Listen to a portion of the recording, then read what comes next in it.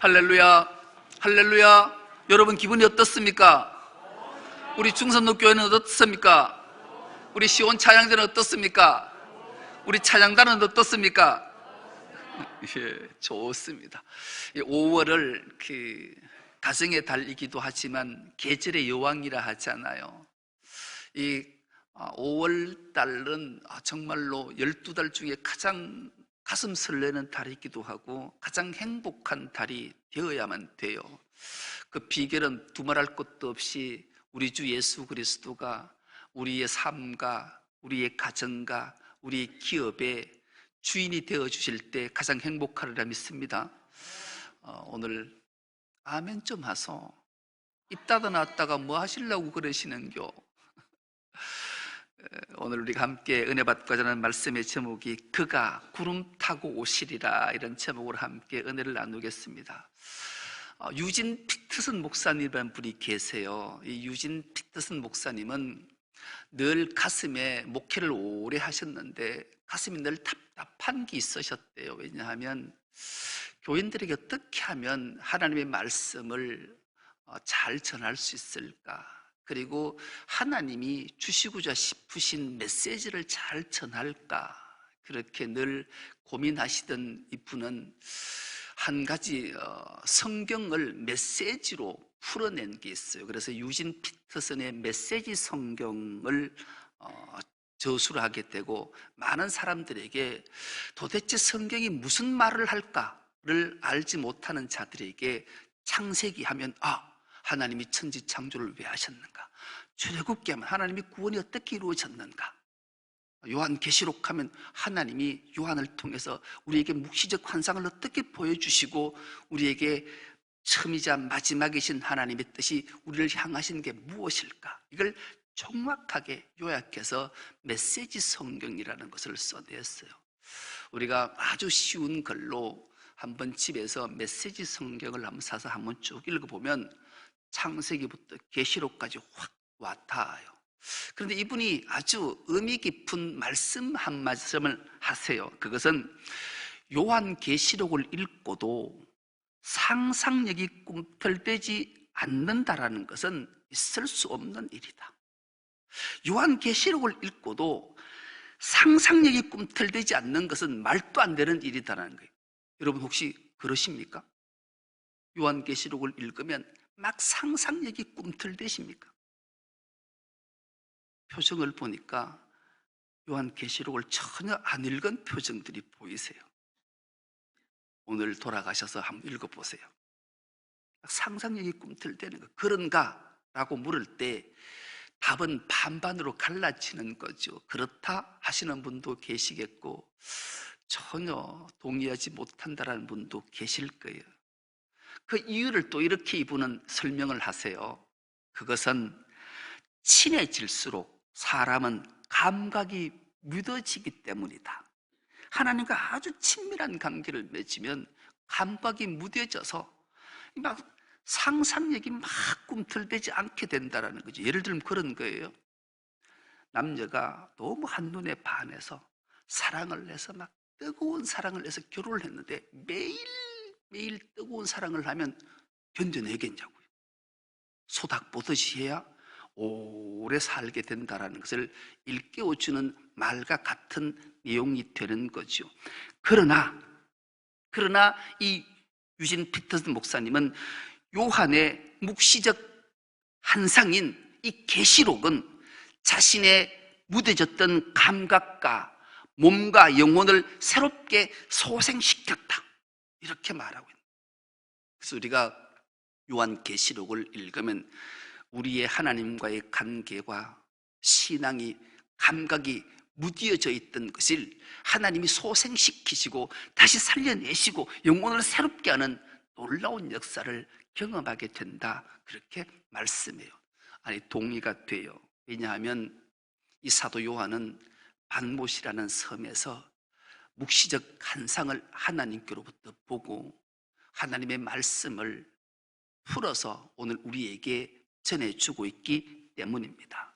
오늘 본문이 이렇게 시작합니다. 요한은 아시아에 있는 7 교회에 편지하노니 이제도 계시고 전에도 계셨고 장차 오실 이와 그의 보좌 앞에 있는 7 영과 또 충성된 정인으로 죽은 자들 가운데서 먼저 나시고 땅의 임금들의 머리가 되신 예수 그리스도로 말미암아 은혜와 평강이 너에게 있기를 원하노라. 우리를 사랑하사 그의 피로 우리 죄에서 우리를 해방하시고, 이렇게 말씀해요. 사도 요한이 아시아에 있는 7 교회에게 편지하면서 정말로 간절한 마음으로 안부를 물은 단어가 하나 있어요. 우리 주 예수 그리스도의 은혜와 평강이 너희에게 있을지어다. 그렇게 안부를 물어요. 사도 요한만 이런 안부를 묻냐? 그렇지 않아요. 사도 베드로도 편지할 때 너희에게 주 예수 그리스도의 은혜와 평강이 있을지어다.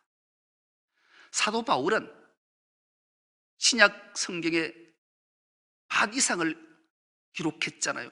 그가 매일 서신을 보낼 때마다, 편지를 보낼 때마다 첫 인사말이 주 예수 그리스도의 은혜와 평강이 너희에게 있을지어다. 은혜와 평강이 얼마나 귀한 것인지 끊임없이 인사말 서두에 기록하고 있다는데 우리는 주목해 봐야 돼요. 특히 대한민국 크리스찬 중에서 가장 좋아하는 단어 1위가 우리가 잘 알다시피 은혜예요. 은혜. 그래서 딸을 하나 내지 둘을 낳은 집안에 이름을 은혜로 안 지은 집안은 이상할 정도로, 우리 교회도 뭐 김은혜, 이은혜, 신은혜 뭐 다 있어요. 은혜라는, 웬만한 딸이 있으면 이름이 은혜라는 이름이 있어요. 그래서 한국 사람들이 가장 좋아하는 단어 첫 번째가 은혜이기 때문에 그런 거죠. 그런데 이 은혜를 우리가 깊이 묵상하고, 왜 사도 요한이, 베드로가, 사도 바울이 교회들에게 편지할 때마다, 비록 앞두고 세운 우리에게 편지할 때마다, 당부할 때마다 주 예수 그리스도의 은혜와 평강이 너에게 있을지어다 말씀을 하셨을까요? 오늘 이것을 우리가 주목해 보는 거죠. 그래서 이 은혜가 무엇이길래, 이 은혜라는 단어를 헬라 말로 카리스라 단어를 쓰는데, 이 카리스는 2가지 뜻을 함축하고 있어요. 하나님이 우리를 향하신 선한 뜻, 이게 카리스라. 뭐라고요? 하나님이 우리에게 향하신 선한 뜻이 카리스, 은혜라는 단어예요. 그리고 우리 죄인된 우리가 도저히 하나님의 사랑을 받을 수 없는 죄인된 우리에게 하나님이 베푸신 만극하신 상상할 수 없는 큰 사랑이 카리스라는 말이에요. 이 2 단어를 합하면 이런 의미와 뜻을 갖게 되는 거예요. 우리가 하나님의 선한 뜻으로 하나님께 은혜를 입은 자들로, 하나님이 우리에게 값없는 사랑으로 우리를 구원하셨으니 우리가 주님의 선한 뜻을 펼치고 주님 안에서 살아야 되는 존재들이다, 그런 뜻이에요. 그래서 우리가 은혜라는 단어를 들을 때마다 우리는 하나님의 선한 뜻을 반드시 펼쳐내야 되고, 주님 안에서 그 만극한 사랑을 입었으니 그 사랑으로 이웃을 살려내는 일에 내가 최선을 다해야겠다, 이 다짐을 해야 되는 게 은혜라는 말이에요. 우리는 값없는 하나님의 사랑으로, 하나님의 선하신 뜻으로 우리가 구원함을 입었고 우리 교회된 우리가 되었으니 마땅히 교회는 이 은혜를 끊임없이 만들어내야 되고 실천해야 되는 의무가 우리에게 있음을 일깨워주기 위해 사도 바울은, 사도 요한은, 사도 베드로는 끊임없이 교회들에게 편지할 때마다 예수 그리스도의 은혜와 평강이 너희에게 있을지어다, 이렇게 인사로 편지글을 시작하고 있는 거죠. 우리 모두는 예수 안에서 하나님의 선하신 뜻을 펼쳐내고 그 사랑을 끊임없이 실천해내는 것이 우리의 본분임을 교회들은 잊어서는 안 된다라는 거죠. 또 하나, 평강이라는 게 뭔가? 왜 인사할 때마다 인사글에 은혜와 평강이 너에게 있을지어다 말씀하셨을까요? 이 평강이란 말은 히브리 말로는 샬롬이잖아요. 헬라 말로는 에이레네라는 단어를 썼어요. 도대체 이 평강이 뭐길래, 평안이 뭐길래 주 예수 그리스도의 은혜와 평안이 너에게 있을지어다 말씀하셨을까요? 사도 요한은 요한복음 14장 27절을 통해서 우리에게 들려주신 주님의 음성을 기록했는데요, 이 말씀을 우리가 한 목소리로 한번 합독해 보겠습니다. 시작. 평안을 너희에게 끼치노니 곧 나의 평안을 너희에게 주노라. 내가 너희에게 주는 것은 세상이 주는 것과 같지 아니하니라. 너희는 마음에 근심하지도 말고 두려워하지도 말라. 띄워두세요. 이 말씀은 예수께서 친히 하신 말씀이에요. 내가 너희에게 평안을 끼치겠다. 그런데 내가 주는 평안은 세상이 주는 평안 같지 않다. 그렇게 말씀하는 거예요. 그렇다면 세상이 주는 평안이 무엇이고 주님이 주시는 평안은 무엇이길래 예수님은 이렇게 말씀하셨을까요? 예를 들면 그런 거예요. 사업을 하다가 부도가 났어요. 빚쟁이가 되었어요. 빚의 압박을 받아보면 살아도 산 게 아니 마음에 평안이 없는 거예요. 매일 빚쟁이가 와서 돈 내놓으라, 아랫목에 누워서 소리 지르면 이 평안이 있겠냐고요. 그 맛있는 밥, 산의 진미를 먹어도 모래알 씹는 것 같은 평안이 없는 거예요. 야, 이래 살아서 못하나? 그만 살아야 될까? 길거리를 방황하다가 마침 로또 가게가 있어서 주머니 뒤지니까 5,000원 있었네. 5,000원 가지고 로또를 샀는데 이게 20억이 대박이 맞은 거예요. 그래서 10억 빚을 갖고 10억을 가지고 딱 통장에 10억을 집에 재워놔놓고 이 마음이 얼마나 평안한지, 그 빚에 시달리다가 물질의 문제가 딱 해결되니까 마음의 평안이 차, 세상의 평안이. 속이 더부룩했어요. 왜 이러지? 왜 소화가 안 되지? 그러다가 병원에 가서 위내시경을 했는데 위암이라네. 야, 이제 겨우 50 살았는데 죽어야 되는가? 저놈 자석 눈에도 아프다는데 장가를 보내고 손주를 한번 알아보고 죽었으면 좋겠는데 이 죽어야 되나? 이 평안이 무너진 거 없는 거예요. 이거 어떡하나? 밥도 안 넘어가고 잠도 안 자, 잠도 안 오고 평안이 없는 거예요. 그런데 그 다음날 전화가 따르릉 왔어요. 받으니까 병원 어제 오진했다라는 거예요. 아무 상관없다라는 거예요. 다른 사람이 차트라는 거예요. 그런 말 못할 평안이 찾아오는 거예요. 이야, 이거 뭐 이거 건강의 문제. 더 나가 길 가다가 아름다운 여자, 멋진 남자를 보고 한눈에 반해서 네 없으면 못 산다, 우리 결혼하자, 사랑하자, 결혼을 했네. 결혼해서 몇 년을 안 살았는데 이 아내 눈치가 이상한 거예요. 말도 대꾸도 잘 안 하고 남편은 집에 들어오지도 않고, 그러더니만 턱 하는 소리가 여보 우리 이혼하자, 내 딴 남자 생겼다. 그래 나도 딴 여자 생겼다. 그래서 이혼하고 나니까 이게 집에 들어와 보니까 이 집이 평안이 없는 거예요. 누워 잠자는 아이를 보니까 토끼 같은 아들, 딸을 보니까 이걸 어떻게 키울까? 이 평안이 없는 게 마음이 불안해. 살아서 산 게 아니.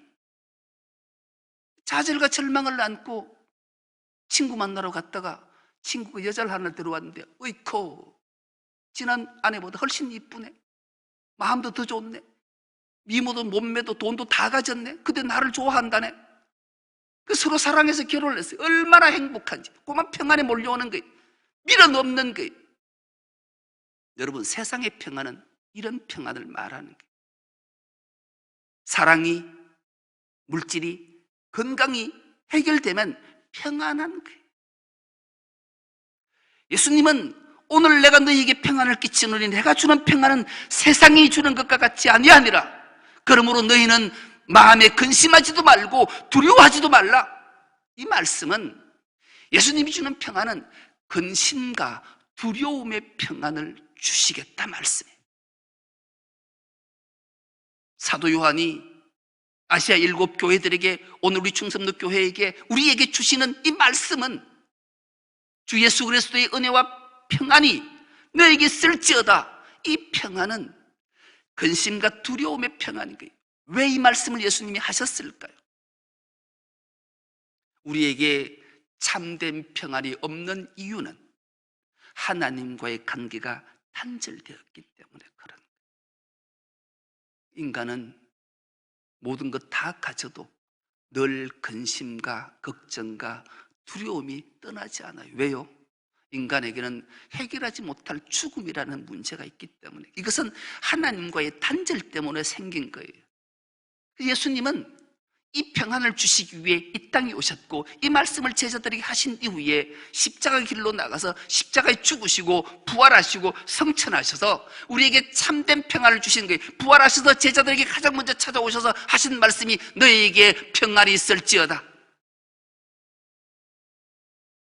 예수님이 주는 평안은 이런 거예요. 이 평안을 받은 우리가, 교회된 우리가 은혜와 평안이, 평강이 날마다 넘쳐야 되는 이유가 바로 여기 있음을 일깨워주는 거예요. 그리고 교회들은 하나님의 선한 뜻이 이루어져야 돼요. 더 나아가 제사함의 감격이 날마다 교회 안에서 있어야 되는 거예요. 그리고 하나님과의 관계가 회복되어지는 곳이 교회이기 때문에, 교회는 하나님의 선하신 뜻이, 제사함의 감격이, 그리고 끊임없이 하나님 앞에 죄인으로 왔지만 십자가의 은혜로 하나님과 관계가 회복되어져서 말 못할 감격과 은총이 충만한 곳이 바로 교회이기 때문에 그래요. 그래서 사도 요한이 아시아 7교회에게 편지를 보내면서 주 예수 그리스도의 은혜와 평안이, 평강이 너희에게 있을지어다. 이것이 교회가 반드시 이룩해야 되고 이루어 가야 될 사명임을 잊지 않는 은혜가 있길 축복합니다. 왜 그래야만 되는가? 그 이유에 대해서 6절로 우리에게 말씀해 주십니다. 그의 아버지 하나님을 위하여 우리를 나라와 제사장으로 삼으신 그에게 영광과 능력이 세세토록 있기를 원하노라. 아멘. 이유는 바로 우리를 하나님의 나라의 제사장으로 세웠기 때문이다. 그렇게 말씀. 여러분, 하나님 나라에 우리를 왕 같은 제사장으로 세우셨대요. 여러분, 얼마나 감격스러우십니까? 감격스러우셔야 돼요.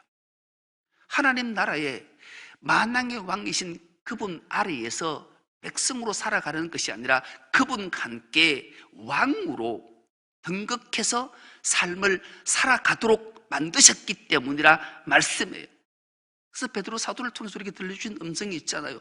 너희는 왕 같은 제사장들이요. 우리는 왕이에요. 이제 우리가 하나님 나라의 왕으로 세움을 받고 왕으로 통치자로 서기 위한 훈련을 이 땅에서 우리는 끊임없이 해야 될 의무가 있는 거예요. 여러분, 왕의 자리 중요하지요. 그러나 왕의 자리보다 훨씬 더 중요한 건 왕의 자격을 갖추는 거예요. 왕으로 대통령에게 자리가 있는데 자격이 없는 자가 대통령이 되면 나라는 혼란에 빠지는 거예요. 국민은 슬픔에 빠지는 거예요. 고통 속에 빠지는 거예요. 그래서 자격 없는 자가 대통령이 되면 끊임없이 백성들이 그를 향해 질타하고 비난하잖아요. 우리도 마찬가지예요. 하나님 나라의 왕으로 우리를 하나님이 세워주셨는데 자격을 갖추지 못하고 왕이 된다면 이보다 더 안타까운 일이 어디 있겠냐고. 그렇다면 오늘 우리가 왕으로 부름받고 세움을 받았기에 왕의 자격을 갖추기 위해 어떻게 해야 되는가, 어떤 훈련이 필요한가? 두말할 것도 없이 하나님의 말씀으로 양육을 잘 받아야 돼요. 그리고 하나님의 말씀을 우리에게 주신 예수 그리스도의 성품과 인품과 그분의 삶을 본받아야 돼요. 왜요? 그분이 만왕의 왕 되시기 때문인 줄 믿습니다. 예수께서 이 땅에 만왕의 왕으로 오셔서 어떤 삶을 사셨는가를 우리는 너무나 잘 알아요. 만왕이신 왕이시는 그분은 섬김의 왕이셨어요. 그분의 섬김은 노예나 할 법한, 종이나 할 법한 제자들의 발을 씻기시기까지 섬기셨던 것을 우리는 너무나 잘 알아요. 그리고 그분은 희생을 희생의 모범을 보이신 분이 자기 목숨을 십자가에 내어놓으시기까지 희생하신 거예요. 이것이 왕의 자격의 모습인 거죠. 이것을 만들어가는 과정을 우리는 끊임없이 배우고 실천해 내야 돼요. 그래야 우리가 그의 나라, 하나님 나라에 가서 왕노릇하며 복락을 누리기 때문이죠. 이 사명을 오늘 우리에게 주셨고, 사도 요한을 통해서 아시아 7교회뿐만 아니라 현재 주님이 피로 값주고 세우신 교회들마다 우리 충성독교회도 이 사명을 주셨음을 일깨워 주시기 위해 이 말씀을 주신 거예요.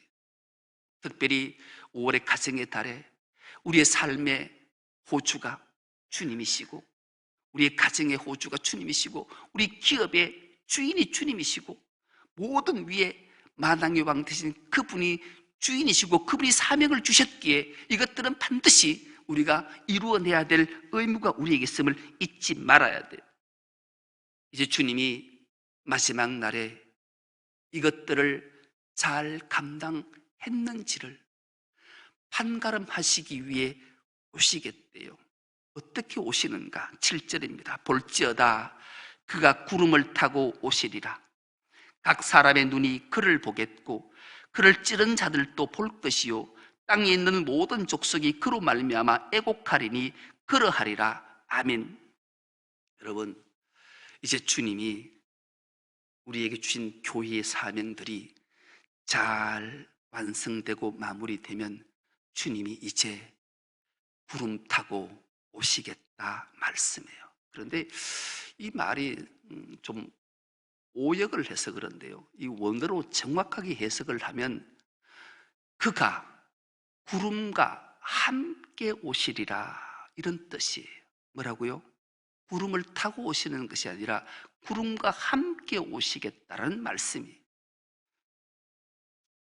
굳이 예수님께서 구름을 타고 손오공처럼 구름 타고 휙 날아올 일이 뭐였어요? 오대나게 하려면 벤츠 딱 끌고 딱 오시는 게 훨씬 보기 좋겠죠. 그래서 우리는 이런 해석을, 문자적 해석을 하면 상당히 위험해요. 그렇다면 왜 그가, 주님이, 만왕의 왕 되신 그분이 구름과 함께 오실까요? 우리는 구름의 의미를 정확하게 깨닫는 것은 중요해요. 구름이 무엇을 상징하기에, 왜 성경은, 하나님은 구름을 꼭 우리에게 들려주실까요? 가장 먼저는 출애굽기로 훌쩍 넘어가 보면 알게 되는데요, 출애굽기 13장 21절은 이 말씀이 기록되어져 한 목소리를 합독해 보겠습니다. 시작. 여호와께서 그들 앞에서 가시며 낮에는 구름 기둥으로 그들을 인도하시고 밤에는 불 기둥으로 그들에게 비추사 낮이나 밤이나 진행하게 하시니. 아멘. 이 기록을 왜 하셨는가를 우리는 되짚어 보면 알아요. 이스라엘 백성들이 애굽에서 4대 동안 종살이 하시잖아요. 그들의 고통이 너무 심해서 하나님을 향해 부르짖어 기도하자 하나님은 지도자 모세를 통해서 출애굽시키시지요. 출애굽해서 이제 광야의 여정을 가는데 이들의 불순종으로 인해서 10하루길이면 갈 수 있는 길을 무려 40년 동안 그 광야길을 가게 하세요. 우리가 성지순례를 가보면 유대 광야, 시내 광야 이런 곳들을 한번 보게 되고 가게 되는데요, 광야는 말 그대로 풀 한 폭이 나무 한 그루 없는 곳이 광야예요. 그런데 이 중동 지방은 낮에는 태양이 얼마나 강렬한지 40도는 기본인 거예요.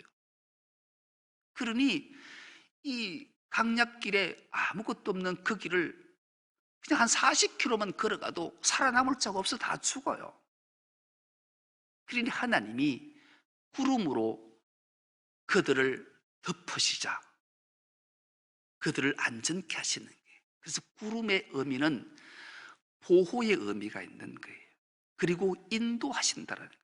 그래서 성경에서 구름이 싹 덮이면, 하나님이 구름이 운행하면 백성들이 따라가잖아요. 하나님의 보호하심과 인도하심의 상징이 구름인 거예요. 그래서 구름 하면 여러분 떠올려야 되는, 머리에 떠올려야 되는 게, 하나님의 보호하심과 인도하심이구나.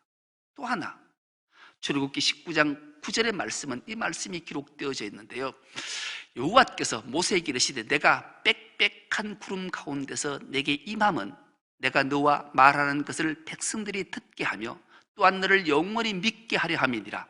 모세가 백성의 말을 여호와께 아뢰었으므로. 이 말씀은 모세가 시내 강야에 도착했을 때 백성들이 규범이 없고 규례가 없어서 우왕좌왕하자 하나님이 모세를 시내산에 부르셔서 하나님의 말씀을 줄 때 나타나는 현상들인 거죠. 하나님께서 빽빽한 구름 가운데 그에게 나타났다. 바로 현현인 거예요. 자신을 드러내 보이실 때 빽빽한 구름 가운데 임재의 상징을, 하나님이 임재하심을 드러낼 때 구름이란 단어가 등장하게 되는 거예요. 그리고 19장 16절은 이 말씀이 또 기록되어져 있는데, 이 말씀은 우리가 한 목소리를 합독해 보겠습니다. 시작. 셋째 날 아침에 우레와 번개와 빽빽한 구름이 산 위에 있고 나팔 소리가 매우 크게 들리니 진중에 있는 모든 백성이 다 떨더라. 빽빽한 구름 가운데 하나님이 현현하고 임재하시자 모든 백성들이 그의 목소리를 듣고 다 떨고 격려하고 두렵게 된다는 거예요. 그렇다면 구름에 왜 예수께서 구름과 함께 오시는가? 구름은 예수님이 재림주로 이 땅에 임하실 때 교회들에게 명령하신 것이 다 완성된 걸 확인하실 때, 주님이 재림주로 오실 때 하나님의 임재와 하나님의 인도하심과 하나님의 보호하심과 하나님의 나타나심 현현과 하나님의 임재를 상징한다. 그래서 예수님께서 오실 때는 하나님이 함께 이 땅에 오시겠다라는 거죠. 그때 모든 사람이 눈으로 하나님을 보게 될 거다. 예수 그리스도를 찌른 자들도 보게 된다. 이 찌른 자들이라는 말은 예수 그리스도를 배반한 자들, 십자가 위에 창으로 옆구리를 찌른 자를 말하는 게 아니에요. 예수님의 말씀 앞에 불순종하고 배반한 자들조차도 다 주를 보게 되고 땅의 모든 족속이 그로 말미암아 애곡하게 된다. 여러분, 재림하는 그날 우리는 애곡하는 자들이 아니라 한우하는 자들이 되는 은혜가 있길 축복합니다. 하나님께서 출애굽시킬 때 애굽 땅에 재앙 10가지 내리신 거 기억하시지요? 마지막 장자의 죽음의 재앙 때는 애국의 모든 애굽인들이 애곡, 통곡, 부르짖음, 슬픔이 가득했던 거예요. 애굽의 백성들 모두는 처절하게 절망의, 슬픔의, 고통의, 아픔의, 통곡의 절규의 날이었지만 고센 땅에 있었던 이스라엘 백성들은 한호, 찬송, 감격, 이 날이었던 거예요. 주님이 하나님과 함께 이 땅에 임재하실 때, 재림주로 오실 때 주님을 배반하고 하나님의 선하신 뜻과 제사함의 선포와 그분의 선하신 뜻을 이루어갈 뿐만 아니라 고통받고 아파하던 자들을 위로하고 그들에게 하나님의 관계를 회복시켜 준 교회들은 환희와 찬송과 감격이 있지만 이것들을 준행하지 않고 자신의 욕심대로 불순종과 배반의 삶을 살았던 자들에게는 슬피 울며 이를 갈게 된다는 것을 우리에게 말씀하시는 거예요. 그러시면서 이 주님이 이렇게 사도 요한에게 친히 들려주신 음성이 8절 마지막 말씀입니다. 주 하나님이 이르시되 나는 알파와 오메가라. 이제도 있고 전에도 있었고 장차 올 자요 전능한 자라 하시더라. 또렷하게 친히 주님께서 하나님이 사도 요한에게 들려주신 음성입니다. 왜 이 말씀을 하셨을까요? 시작도 내가 했고 끝도 내가 마무리할 거야. 인류의 역사를 시작하신 예수 그리스도가 인류를 끝도 내가 내시겠다 말씀하시면서 나는 전능자다. 그렇게 우리에게 확고하게 말씀하십니다. 그 주님이 이 5월 가정의 달에 우리의 가정의 호주로, 왕으로, 우리의 주인으로, 우리의 가정에 임하심을 감격으로 받아서 그분 우리에게 명령하시고 우리에게 부탁하신 모든 말씀을 잘 준행해서 주님 맞을 때 감격으로 맞이해서 주님과 함께 영원토록 왕노릇하며 살아가는 우리 주의 건속들 다 될 수 있기를 간절히 기도합니다. 하나님 아버지, 고맙고 감사합니다. 5월 가정의 달에 우리를 주님 앞에 예배자로 부르셔서 하나님 앞에 예배하게 하시고 말씀으로 다시 한번 감격할 수 있도록 은총 주시니 감사합니다. 우리 모두 걱정, 근심, 두려움 맑게 씻기시고 감격의 부활의 새 생명으로 소생되는 감격을 안고 살아가는 우리 모두가 되게 하여 주옵소서. 감사드리오며 예수님의 이름으로 기도드리옵나이다. 아멘.